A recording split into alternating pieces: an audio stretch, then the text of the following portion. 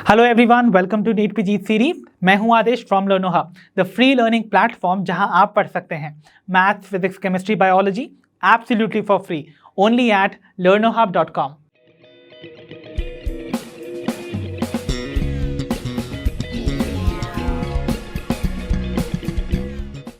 तो बच्चों, आज के सेशन में हम कवर करने जा रहे हैं the previous year question from the chapter respiration in plants.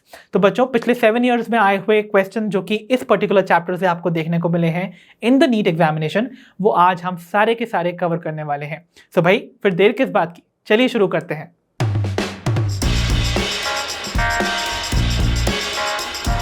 तो आइए बच्चों, बिगिन करते हैं हमारे आज के सेशन की पहली प्रॉब्लम के साथ, जो कि हमसे पूछी गई थी इन नीट 2016 फेज सेकंड। और इस प्रॉब्लम में हमसे बोला गया है ऑक्सीडेटिव फॉस्फोराइलेशन इज। तो ऑक्सीडेटिव फॉस्फोराइलेशन क्या होता है उसको हमें फाइंड करना है from these options given below. तो let me give you an idea about oxidative phosphorylation. So phosphorylation word का क्या मतलब होता है? You know very well, phosphorylation का मतलब होता है addition of phosphate group.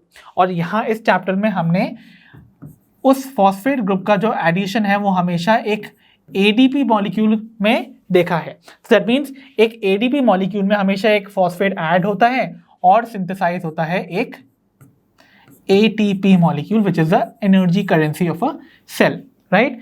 But इस फॉस्फेट ग्रुप को ज्वाइन करवाने के लिए जो एनर्जी आती है ना इस ऑक्सीडेटिव फॉस्फोराइलेशन में, वो आती है during the oxidation of suitable substrate.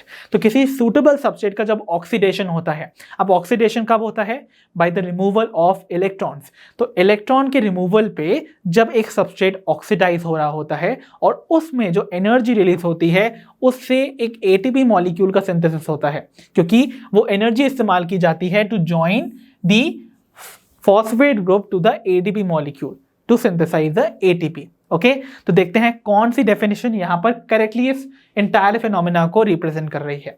तो पहला बोला गया है oxidation of phosphate group in ATP.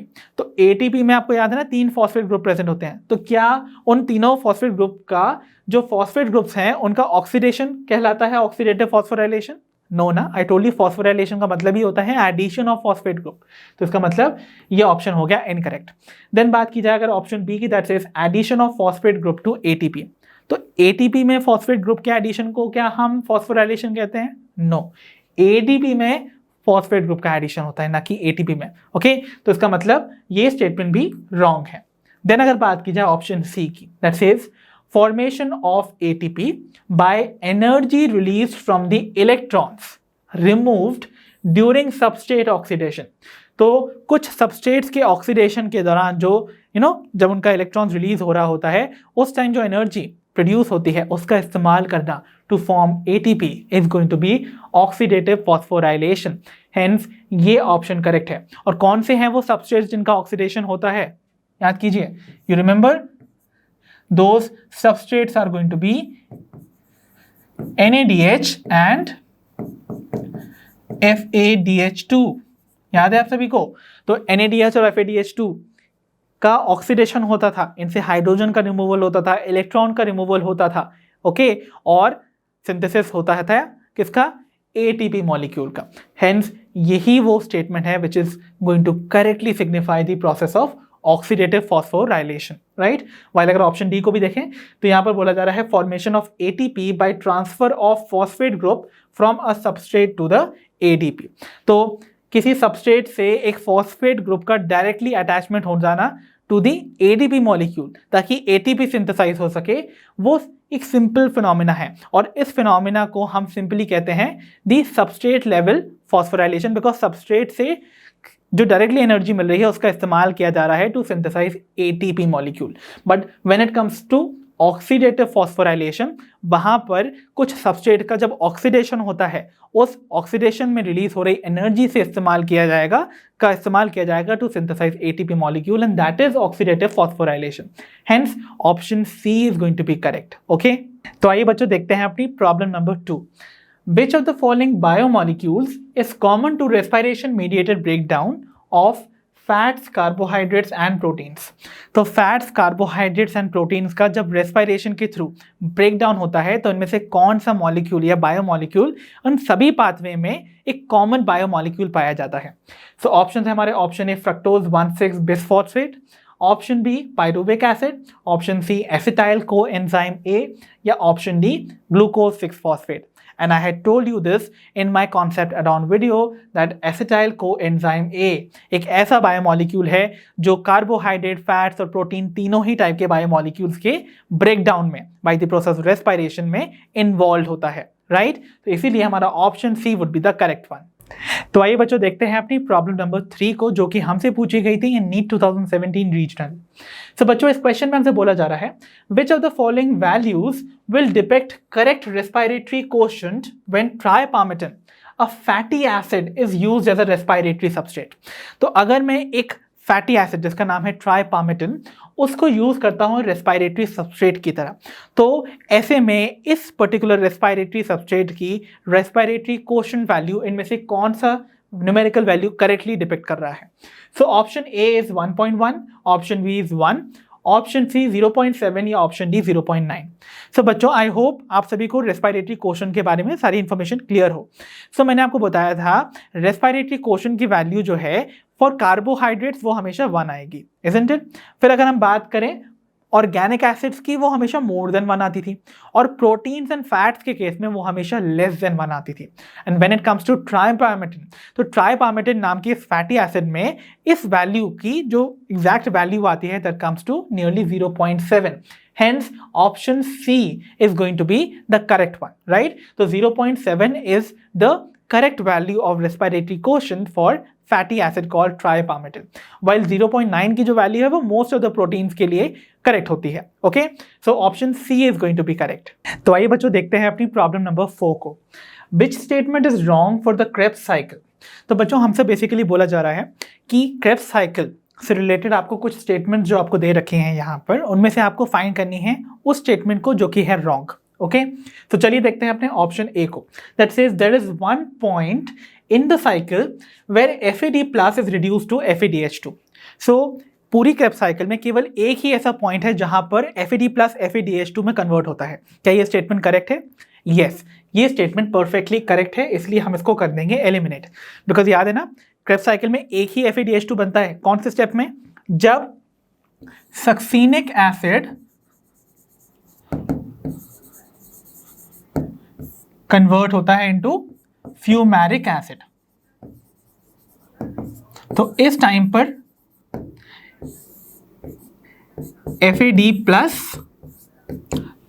2 hydrogen ions और इलेक्ट्रॉन्स को एक्सेप्ट करके बन जाता है FADH2 में कन्वर्ट, राइट? सो ये स्टेप आपको एक ही बार देखने को मिलता है, या एक ही FADH2 का फॉर्मेशन देखने को मिलता है in the entire Krebs cycle. ये स्टेटमेंट करेक्ट है, हेंस इसको हम कर देंगे एलिमिनेट। फाइन, चलिए देखते हैं option B, that says during conversion of succinyl coenzyme A to succinic acid a molecule of GTP is synthesized. क्या ये स्टेटमेंट करेक्ट है? Yes, perfectly correct. यानी कि इसी स्टेप से प्रीसीडिंग स्टेप में, यानी कि ये जो सक्सिनिक एसिड बनता है इससे पहले बनता था क्या? Succinyl coenzyme A। तो जब succinyl coenzyme A succinic acid में कन्वर्ट होता है, इस पॉइंट पर आपको याद होगा एक GTP में कन्वर्ट हो जाता था, ओके? बिकॉज इस GTP में एक इनऑर्गेनिक फॉस्फेट डायरेक्टली ऐड हो जाता है, ओके? तो फॉर्मेशन होता था एक GTP का। तो इसका मतलब ये जो एंटायर स्टेटमेंट दे रखी है, this is going to be also correct, इसीलिए हम इसको भी कर देंगे एलिमिनेट। फाइन, ठीक है। Then we move on to option C, that says the cycle starts with the condensation of acetyl group of the acetyl coenzyme A with pyruvic acid to yield a citric acid. तो क्या ये statement correct है? यानी कि cycle जो Krebs cycle है वो start होती है with the condensation of the acetyl group, जो एसिटाइल ग्रुप है ना फ्रॉम द एसिटाइल कोएंजाइम है, वो कंडेंस कर जाता है with pyruvic acid to form the citric acid, okay? तो क्या ये स्टेटमेंट करेक्ट है? नो ना। You remember Krebs cycle start होती थी जब एक acetyl group from the acetyl coenzyme A bind करता था with a 4 carbon organic acid, और पायरुविक एसिड तो 3 कार्बन ऑर्गेनिक एसिड है ना, इजंट इट? तो फिर कैसे सिट्रिक एसिड फॉर्म हो सकता है? Because 2 carbon from the acetyl group और 3 carbon from the pyruvic acid जो है वो फॉर्म करना चाहिए था 5 कार्बन वाले कंपाउंड को, बट 6 कार्बन वाला कंपाउंड सिट्रिक एसिड फॉर्म हो जाता है यहाँ पर।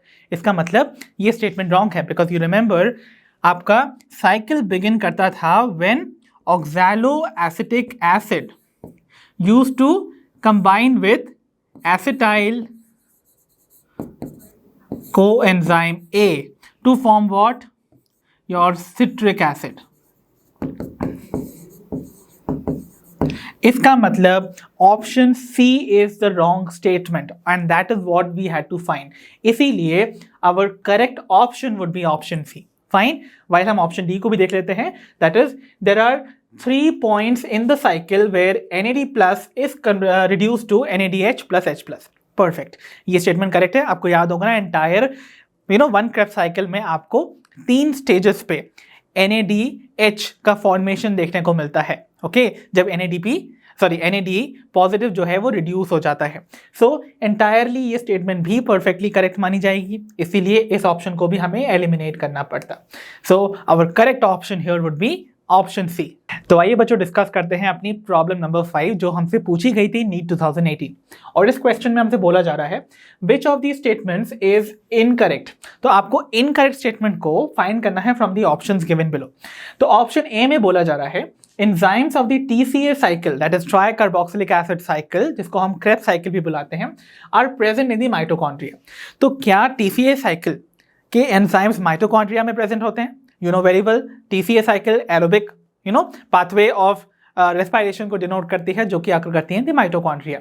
एंड डेफिनेटली अगर वो माइटोकॉन्ड्रिया में आकर कर रही है माइटोकॉन्ड्रिया के मैट्रिक्स में, इसीलिए उसके एंजाइम्स भी वहीं पर प्रेजेंट होंगे। And that is why this statement being correct हम इसको कर देंगे eliminate because we have to find the incorrect one. Okay, option B में देखते हैं glycolysis operates as long as it is supplied with NAD that can pick up hydrogen atoms। तो glycolysis तब तक चलती रहती है जब तक कि NAD नाम के ये जो मॉलिक्यूल्स हैं जो कि ऑक्सीडाइजिंग पावर्स हैं, बिकॉज वो हाइड्रोजन एक्सेप्ट करके दूसरे सब्सटेंसेस को ऑक्सीडाइज कर लेते हैं। तो क्या ये जो NAD जब तक प्रेजेंट होंगे तब तक ग्लाइकोलाइसिस चलती रहेगी? यस, परफेक्टली करेक्ट, बिकॉज आपने देखा है ना यहाँ पर ग्लाइकोलाइसिस में कुछ स्टेप ऐसा है जहाँ पर NAD जो है वो हाइड्रोजन को पिकअप कर लेते हैं और NADH2 में कन्वर्ट कर लेते हैं, राइट, जो कि आगे यूटिलाइज किए जाते हैं टू फॉर्म ATPs। ओके, तो इसका मतलब ग्लाइकोलाइसिस तब तक चलती रहेगी जब तक NAD फ्री है टू एक्सेप्ट हाइड्रोजन एटम्स।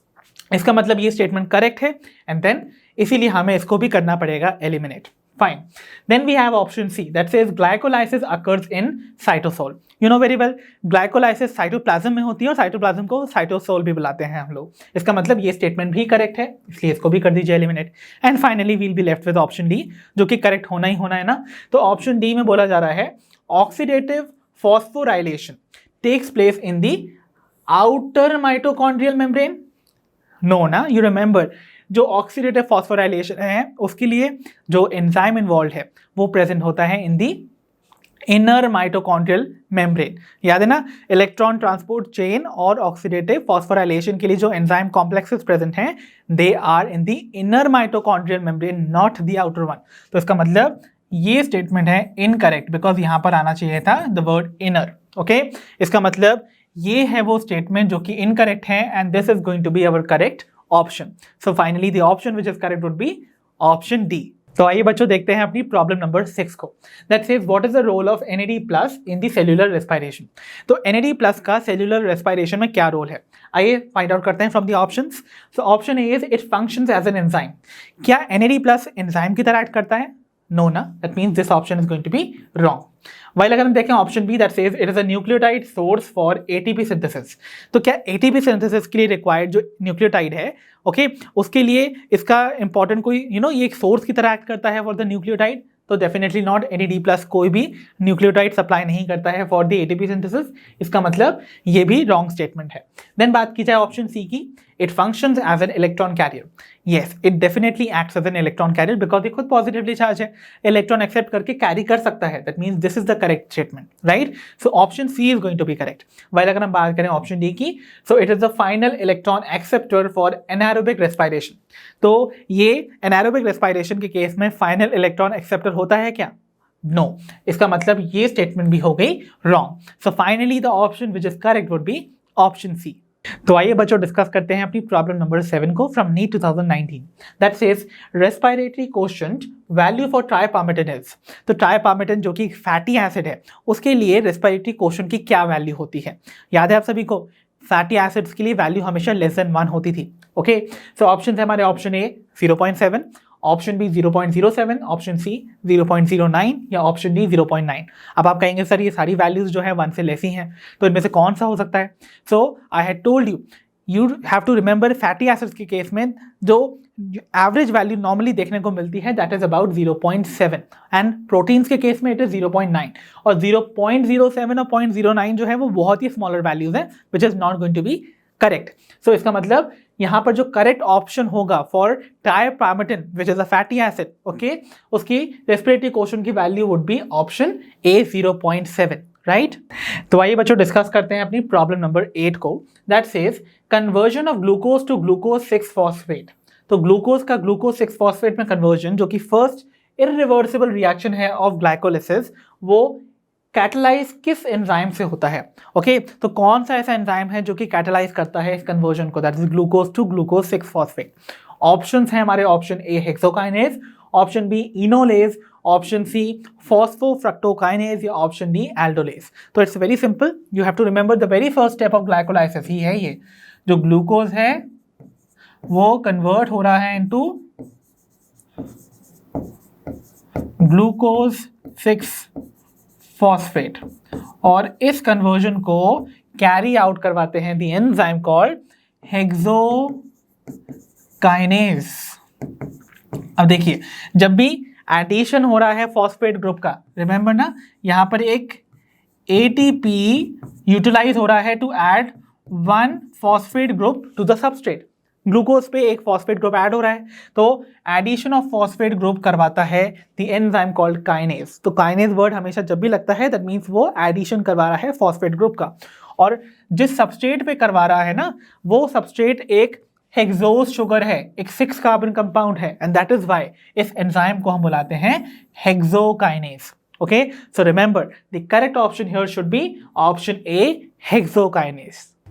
तो आइए बच्चों डिस्कस करते हैं अपनी problem number 9 that says in which of the following processes carbon dioxide is not released. तो बच्चों हमसे पूछा जा रहा है दी हुई इन प्रोसेसेस में से किस प्रोसेस में कार्बन डाइऑक्साइड रिलीज नहीं होती है? तो ऑप्शन है हमारे option A aerobic respiration in plants, option B aerobic respiration in animals, option C alcoholic fermentation या option D lactate fermentation. So I hope you all remember very well कि aerobic respiration चाहे plants की हो या animals की, वहां पर glucose का कंप्लीट ऑक्सीडेशन होता है, और ग्लूकोज अगर कंप्लीटली ऑक्सीडाइज होगा तो वो कार्बन डाइऑक्साइड में डेफिनेटली कन्वर्ट हो जाएगा। तो इसका मतलब एरोबिक रेस्पिरेशन चाहे प्लांट्स की हो चाहे एनिमल्स की हो, दोनों ही केस में कार्बन डाइऑक्साइड रिलीज होती है, इसीलिए ये दोनों ऑप्शन तो हमारे एलिमिनेट हो ही जाएंगे।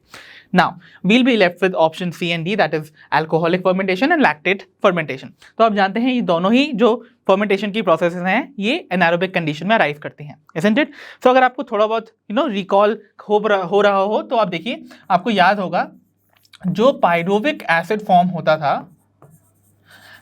आफ्टर ग्लाइकोलाइसिस, अब अगर वो एनारोबिक कंडीशन से सब्जेक्ट किया जाएगा तो उसकी 2 कंडीशन हो सकती थी, या तो वो अंडरगो करेगा द अल्कोहलिक फर्मेंटेशन। अगर हम यीस्ट की बात कर रहे हैं तो यीस्ट में क्या होता था, देखिए, so when I am talking about yeast that shows alcoholic fermentation, तो वेरी फर्स्ट स्टेप में पायरुविक एसिड से एक कार्बन डाइऑक्साइड रिलीज हो जाएगा, ओके, और कार्बन डाइऑक्साइड रिलीज होने के बाद ये कन्वर्ट हो जाएगा किसमें, एसिटल्डिहाइड में,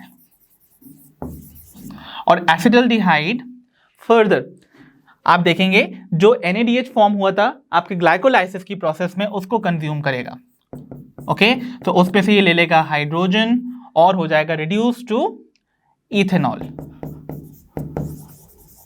ओके, एंड फाइनली आप यहां पर NAD प्लस का फॉर्मेशन देखेंगे।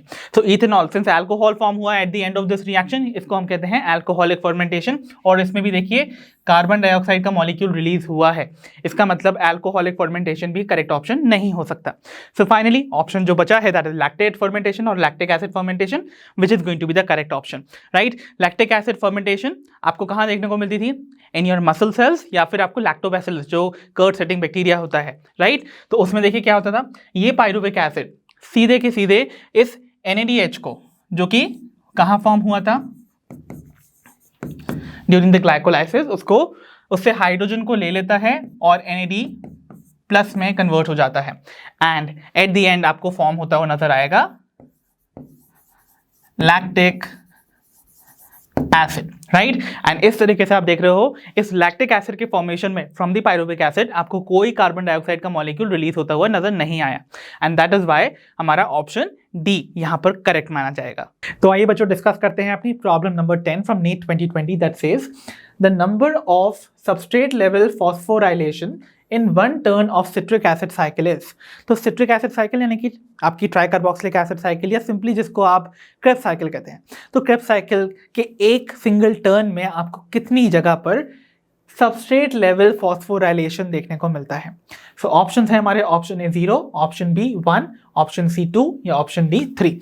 तो सबस्ट्रेट लेवल फॉस्फोराइलेशन मतलब addition of phosphate group with the energy of the substrate, ठीक है। तो जो सबस्ट्रेट उस कन्वर्जन को करवा रहा है, उस सबस्ट्रेट से रिलीज हुई एनर्जी का इस्तेमाल होना to synthesise ATP is called substrate level phosphorylation, okay. तो यहाँ पर कोई प्रोटॉन ग्रेडियंट वगैरह का डेवलपमेंट देखने को नहीं मिलेगा, जो कि ऑक्सीडेटिव फॉस्फोराइलेशन में देखने को मिलता था during the electron transport chain. So अगर हम देखें यहाँ पर ऑप्शंस में हमारे दे रखे हैं 0, 1, 2 एंड 3। तो अगर आपको याद हो एंटायर क्रेब्स साइकिल में एक ही जगह ऐसी थी जहां पर सबस्ट्रेट लेवल फॉस्फोराइलेशन देखने को मिलता था, and that was the conversion of succinyl coenzyme A to succinic acid. So इस कन्वर्जन में आप देखते हैं कि एक GTP में एक इनऑर्गेनिक फॉस्फेट ऐड होता है to form the GTP, okay. और ये GTP क्या करता है? ये GTP अपना फॉस्फेट ग्रुप दे देता है एक ADP को और फॉर्म कर देता है एक ATP को, ओके। एंड फाइनली ये साइकिल चलती रहती है। तो ATP का सिंथेसिस हो रहा है ना, और ये हो रहा है with the energy released by the substrate, okay. And this represents the substrate level phosphorylation, जो कि केवल एक बार देखने को मिलता है in one Krebs cycle, okay. तो इसका मतलब option B is going to be the correct one. तो आइए बच्चों डिस्कस करते हैं अपनी problem number 11 from NEET 2021 that says which of the following statements is incorrect. तो बच्चों आपको फाइंड करनी है एक incorrect statement from these options given below. पहली स्टेटमेंट है हमारी, during aerobic respiration role of oxygen is limited to the terminal stage. तो एरोबिक रेस्पिरेशन एक ऐसी रेस्पिरेशन जिसमें ऑक्सीजन इन्वॉल्व होती है। तो बोला जा रहा है उस ऑक्सीजन का इस्तेमाल केवल पूरी एरोबिक रेस्पिरेशन की लास्ट स्टेज में देखने को मिलता है, and that's perfectly correct. You remember well, aerobic respiration की last step that is your electron transport chain and oxidative phosphorylation में जब इलेक्ट्रॉन फाइनली फ्लो कर रहा होता है टू द फोर्थ कॉम्प्लेक्स, जो कि लास्ट कॉम्प्लेक्स है of the electron transport chain. Remember, fifth complex is not the part of electron transport chain because वहां पर इलेक्ट्रॉन नहीं जाता है। सो फोर्थ कॉम्प्लेक्स से इलेक्ट्रॉन जब बाहर आता है, it is finally accepted by the oxygen to form the metabolic water. तो इसका मतलब रोल ऑफ ऑक्सीजन जो है वो लास्ट स्टेप के लिए है बिल्कुल। तो इसका मतलब ये स्टेटमेंट करेक्ट है और इसीलिए हम इसको कर देंगे एलिमिनेट, ठीक है। चलिए बढ़ते हैं अपने ऑप्शन बी में। It says in ETC that is electron transport chain, one molecule of NADH plus hydrogen ion gives rise to 2 ATP molecules and 1 FADH2 give rise to 3 ATP molecules. क्या ये statement correct है? एक electron transport chain के दौरान एक NADH plus hydrogen ion जो है वो 2 ATP सिंथेसाइज करता है और एक FADH2 3 ATP सिंथेसाइज करता है। नो, ये स्टेटमेंट है wrong. You remember very well, मैंने आपको बताया था एक NADH 1 NADH gives rise to 3 ATPs and 1 FADH2 gives rise to 2 ATPs, जिनके बिल्कुल ऑपोजिट आपको स्टेटमेंट में दे रखा है, इसीलिए ये स्टेटमेंट इनकरेक्ट है। और सिंस ये इनकरेक्ट स्टेटमेंट है, हम इसी को तो ढूंढ रहे थे, this is going to be our correct option, right. So option B is going to be correct. While अगर हम बात करें सी और डी की, तो देखिए ATP is synthesised through complex 5, yes, तो एटीपी का सिंथेसिस कॉम्प्लेक्स 5 के थ्रू होता है, परफेक्टली करेक्ट स्टेटमेंट, इसलिए इसको भी कर दीजिए eliminate. And lastly option D is oxidation reduction reaction produces proton gradient in the respiration. तो ऑक्सीडेशन रिडक्शन की जो एंटायर मैकेनिज्म आपको देखने को मिलती है ना इलेक्ट्रॉन ट्रांसपोर्ट में, क्योंकि इलेक्ट्रॉन ट्रांसपोर्ट में इलेक्ट्रॉन एक कैरियर से दूसरे में मूव करता है, तो जब कैरियर इलेक्ट्रॉन एक्सेप्ट करता है तो रिड्यूस हो जाता है, फर्दर वो जाके जब उसको रिलीज करता है तो वो ऑक्सीडाइज हो जाता है। तो in series of oxidation reduction reactions के दौरान प्रोटॉन ग्रेडियंट डेवलप होता है across the mitochondria inter membrane. तो अगर आप देखेंगे this is going to be the correct statement, और इसीलिए हम इसको कर देते हैं eliminate. So finally the option which is going to be correct would be option B. तो आइए बच्चों डिस्कस करते हैं अपनी problem number 12 from NEET 2022। What amount of energy is released from glucose during lactic acid fermentation. तो lactic acid fermentation के दौरान glucose की कितनी एनर्जी रिलीज होती है। So option is option A about 10%, option B less than 7%, option C approximately 15% या option D more than 18%। तो बच्चों कितनी एनर्जी लगभग एक ग्लूकोज मॉलिक्यूल की रिलीज होती है जब लैक्टिक एसिड फर्मेंटेशन होती है। तो मैंने आपको याद है बताया था फर्मेंटेशन की प्रोसेस हो तो दोनों की बात की जाए, जैसे आपकी अल्कोहलिक फर्मेंटेशन की बात हो रही हो या लैक्टिक एसिड फर्मेंटेशन की बात हो रही, दोनों ही टाइप के फर्मेंटेशन में ग्लूकोज की लेस देन 7% एनर्जी ही रिलीज हो पाती है। That means our option which is going to be correct would be option B less than 7%, right. तो बच्चों फाइनली हम पहुंच चुके हैं हमारे आज के सेशन की लास्ट प्रॉब्लम की ओर, which is problem number 13 that says what is the net gain of ATP when each molecule of glucose is converted to 2 molecules of pyruvic acid. तो बच्चों हमसे पूछा जा रहा है जब एक glucose molecule 2 molecules of pyruvic acid में टूटता है तो कितना नेट गेन ऑफ एटीपी देखने को मिलता है। ऑप्शन है हमारे option A 2, option B 8, option C 4 या ऑप्शन डी 6। तो फाइंड करना है हमको। तो आई होप आप सब अभी तक समझ चुके होंगे कि यहां पर एक ग्लूकोज मॉलिक्यूल से हमको फॉर्म करना है 2 molecules of pyruvic acid, right. So बच्चों आपको पता है ना ये सीरीज ऑफ 10 स्टेप्स में होता है और उन सीरीज ऑफ 10 स्टेप को हम टुगेदर बुलाते हैं ग्लाइकोलाइसिस और सिंपली ग्लाइकोलाइसिस, राइट। तो ग्लाइकोलाइसिस में आपको पता है ना मैंने 2 फेज में उसको डिवाइड किया था ग्लाइकोलाइसिस को।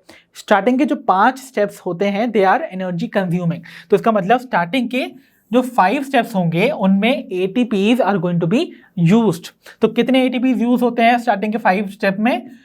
2 ATPs, ओके। एंड जो लास्ट के 5 स्टेप्स होते हैं उसमें एनर्जी रिलीज होती है in the form of ATP। तो मतलब आपको टोटल 4 ATPs फॉर्म होते हुए नजर आते हैं द लास्ट 5 स्टेजेस। तो इसका मतलब अगर हम नेट गेन देखें तो नेट गेन किससे आता है भाई?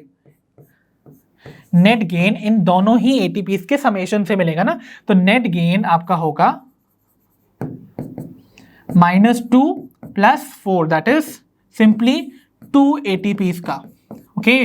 तो आपने 4 ATPs अगर बनाए हैं तो उसमें से 2 ATP इस्तेमाल भी कर लिए थे, इसलिए नेट गेन आपको केवल 2 ATPs का देखने को मिलता है इन द ग्लाइकोलाइसिस। इसका मतलब अवर correct option here should be option A 2 ATPs। तो बच्चों इसी के साथ हमारा आज का session on the previous year questions from the chapter respiration and plants होता है फिनिश। आई होप आज के सेशन में हमने जितने भी क्वेश्चन डिस्कस किए वो आप सभी को अच्छे से समझ आए होंगे। अब हम मिलेंगे अपनी नेक्स्ट वीडियो में जहां पर हम और कुछ क्वालिटी कंटेंट को लेकर आपके सामने होंगे हाजिर। अंटिल देन आप अपना ध्यान रखिए, पढ़ते रहिए और जैसा कि आप सभी जानते हैं लर्नो हब फ्री है पर बेस्ट है।